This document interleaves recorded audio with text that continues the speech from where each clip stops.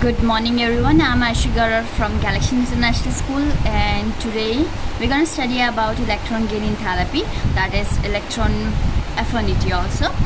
So इस चीज़ में इस लॉ में हमें ये बताया गया है या फिर ये डेफिनेशन ये स्टेट करती है कि when an electron is added to a neutral gas, ठीक है, न्यूट्रल गैसेस पे जब हम लोग कोई भी इलेक्ट्रॉन को क्या करते हैं ऐड करते हैं और हम इलेक्ट्रॉन को यहाँ पर एक्स ले लेते हैं to convert it into a negative ion. Convert it into a negative ion से आपको क्या पता है कि जब भी हम क्या करते हैं कोई भी चीज़ कोई भी एटम आपका क्या करता है डोनेट होता है, कोई भी इलेक्ट्रॉन डोनेट होता है तो क्या होता है कि उसके ऊपर क्या जाता है, अगर डोनेट करता है तो उसके ऊपर पॉजिटिव चार्ज आ जाता है एंड जब वो गेन करता है कोई भी इलेक्ट्रॉन, ठीक है, एक इलेक्ट्रॉन उसमें गेन हुआ है तो उसमें क्या जाता है नेगेटिव चार्ज आ जाता है। तो चूँकि यहाँ पर क्या है इलेक्ट्रॉन को हम ऐड कर रहे हैं किसी भी, मतलब कि इलेक्ट्रॉन लिया जा रहा है किसी न्यूट्रल, ठीक है, गैसेस के द्वारा, तो उसमें क्या हो रहा है कि एक नेगेटिव चार्ज आ जाएगा, ठीक है, एक नेगेटिव आयन आ जाएगा। The enthalpy charges accompanying the process is defined as the electron gain enthalpy.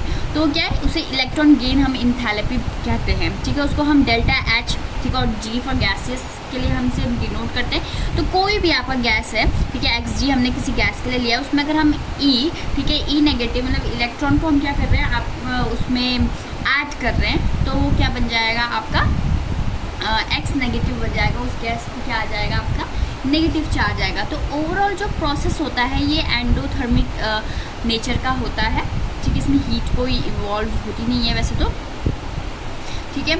And then इसके बाद क्या होता है यहाँ पर it provides a measure of ease with which an atom adds, ठीक है, electron to form an ion, ठीक है, और ये क्या है मतलब कि एक मेजर होता है कि कितने आसानी से कोई भी आपका जो इलेक्ट्रॉन है, ठीक है, वो क्या होता है आपका मतलब कि आयन में कन्वर्ट होता है। पर लेकिन आपको एक और चीज़ पता है यहाँ पर न्यूट्रल गैसेस की बात किया जा रहा है कि ठीक है, मतलब कि आप ये भी ले सकते हैं कि ऐसी गैसेस, कौन सी गैसेस, ऐसी गैसेस जो कि आपकी रिएक्टिव नहीं होती है, नोबल गैसेस, ठीक है, जो बिल्कुल भी रिएक्शन नहीं करना चाहती है लेकिन स्टिल हम उसको क्या करा रहे हैं, उसको ज़बरदस्ती हम इलेक्ट्रॉन गेन या लॉस करवा रहे हैं, तो उस केसेस की हम लोगों ने यहाँ पर बात की है, ठीक है।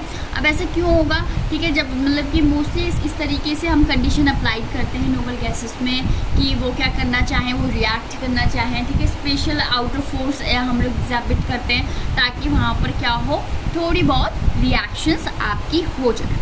तो अब यहाँ पर अब दूसरा आता है कि आप जैसे हमने अभी तक हम पढ़ रहे थे, ठीक है, आपने आयनिक रेडियाई और एटॉमिक रेडियाई वगैरह कि कौन कौन से फैक्टर उस चीज़ को क्या करते हैं आपके इफेक्ट करते हैं। तो सेम चीज़ we gonna study here that factor affecting it, कि कौन कौन से ऐसे फैक्टर हैं जो आपका इलेक्ट्रॉन गेन एंथैल्पी को क्या करते हैं, इलेक्ट्रॉन गेन एंथैल्पी को आपका अफेक्ट करते हैं। तो क्या है इफेक्टिव न्यूक्लियर चार्ज, ठीक है, जिसे हम Z0 से भी वो क्या करते हैं। तो जितना ज़्यादा आपका न्यूक्लियर चार्ज होगा उतना ज़्यादा क्या होगा इलेक्ट्रॉन एफिनिटी होती है, मतलब कि जो आपका न्यूक्लियर है, ठीक है, जो कोई भी आपको न्यूक्लियस है, न्यूक्लियस के अंदर जितना भी चार्ज है तो वो जितना ज़्यादा स्ट्रॉन्ग होगा उतना ज़्यादा वो क्या करेगा इलेक्ट्रॉन को आपके इलेक्ट्रॉन को उसको क्या करेगा अट्रैक्ट करने की कोशिश करेगा।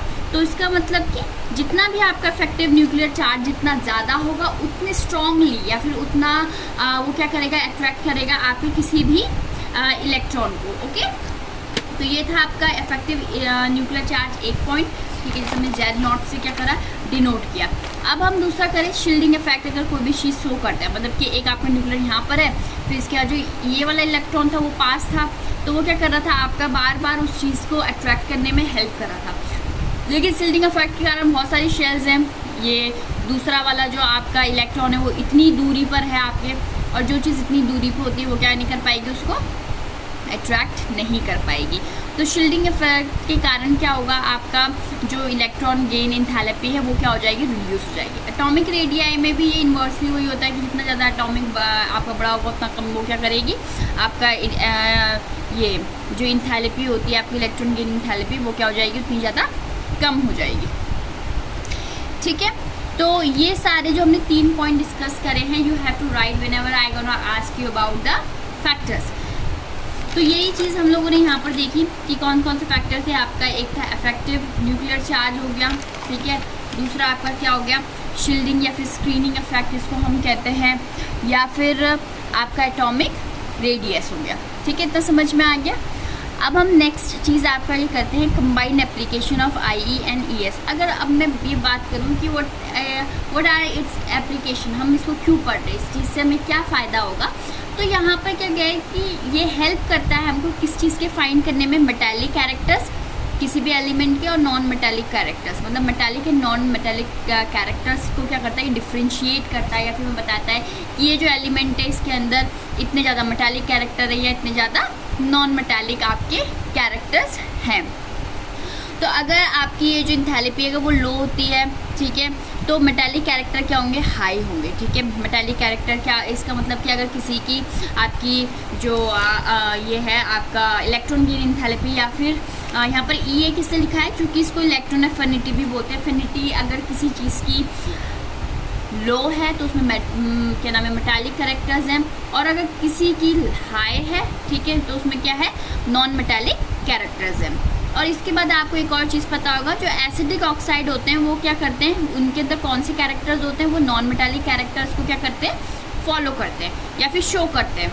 लेकिन जो आपके बेसिक एसिड्स होते हैं वो कहाँ पर हमें मिलते हैं, किस में ज़्यादा होते हैं, वो होते हैं मेटालिक कैरेक्टर में। जिन एलिमेंट्स के अंदर आपका मेटालिक कैरेक्टर होगा उनके अंदर क्या दिखेंगे, हमको बेसिक एसिड्स देखने को मिलेंगे, एंड जहाँ पर आपका नॉन मेटालिक कैरेक्टर ज़्यादा होते हैं वहाँ पर हमें एसिडिक ऑक्साइड देखने को मिलते हैं।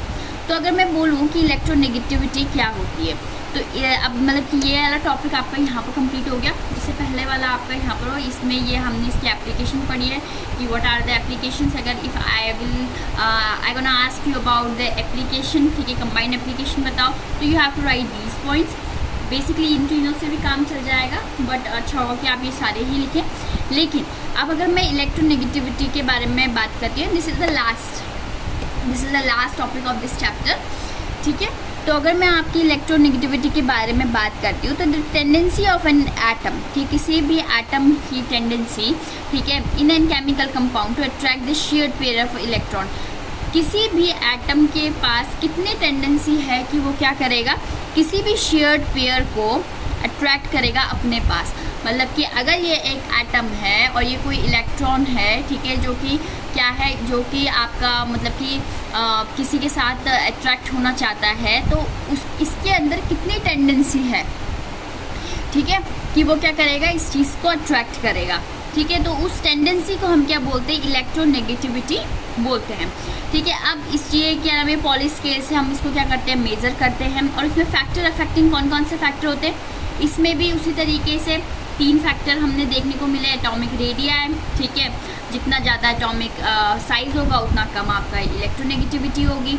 न्यूक्लियर चार्ज, ठीक है, जितना स्ट्रॉन्ग आपका न्यूक्लियर चार्ज होगा उतना जल्दी क्या होगा, कोई भी इलेक्ट्रॉन उसकी तरफ अट्रैक्ट हो जाएगा, क्योंकि वो अट्रैक्शन शो करेगा, ठीक है। नेगेटिव पॉजिटिव नेगेटिव होगा, वो एक दूसरे को अट्रैक्ट करेंगे। एंड स्क्रीनिंग इफेक्ट, जितना दूर होगा इलेक्ट्रॉन उतना कम एटम क्या कर पाएगा, उस चीज़ को अपने पास रख पाएगा।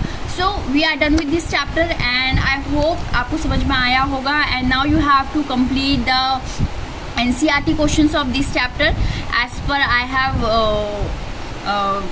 explained you, ठीक है। उसके हिसाब से आपको एक सिर्फ चीज़ें करनी है। And till then be happy and be safe, please complete your work, send me your PDF on time, and we gonna do more activities, class activities, and I gonna discuss it tomorrow, okay? So thank you class and be happy.